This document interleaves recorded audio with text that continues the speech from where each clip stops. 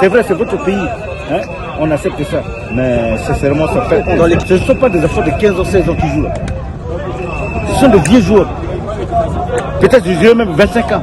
Hein? Regarde même le dégagement des gardiens de but. De sa surface, ça tombe de l'autre surface. Un enfant de 16 ans peut faire un dégagement comme ça.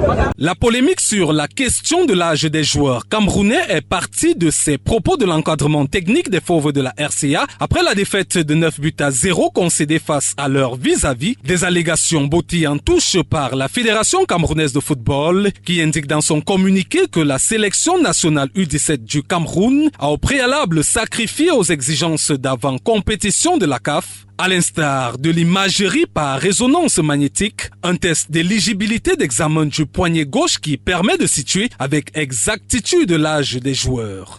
Je trouve ces accusations d'abord maladroites et non fondées. Je trouve également ces accusations très peu professionnelles. Pour ceux qui sont supposés encadrer des jeunes, ce n'est pas ces discours qu'il faut tenir.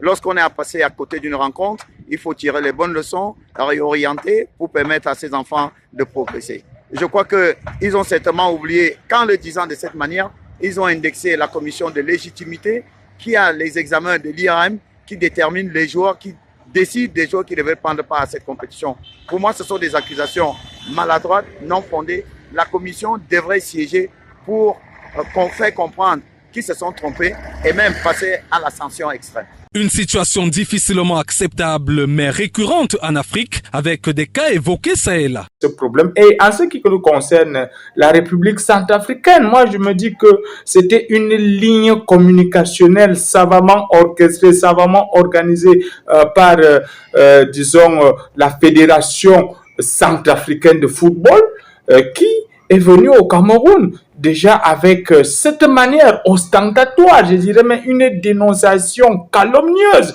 de pouvoir pousser les Camerounais à mettre la pédale douce. Et même si ces faits existent dans le continent, il est à noter que certaines équipes peuvent, sous ce fallacieux prétexte, manquer parfois de fair play. Est né déjà en 2015 lors de la Coupe du Monde U17 au Chili, là où le Nigeria bat le Mali par 2-0 et il gagne pour la 5e fois ce tournoi, cette Coupe du Monde U17. C'est ainsi que on découvre pratiquement que le Nigeria avait 26 joueurs qui ne répondaient pas à cet âge-là. C'est ainsi que lors de la Coupe du Monde 2015, la FIFA a introduit cette méthode-là. Précisons que tout en félicitant les bébés lions pour leur brillante victoire d'entrée, le président de la Fédération camerounaise de football a tenu à porter ce qu'il qualifie d'accusations graves destinées à nuire à la réputation et à l'intégrité sportive du Cameroun à la CAF pour examen afin que le vert, rouge et jaune puisse être rétabli dans son honorabilité.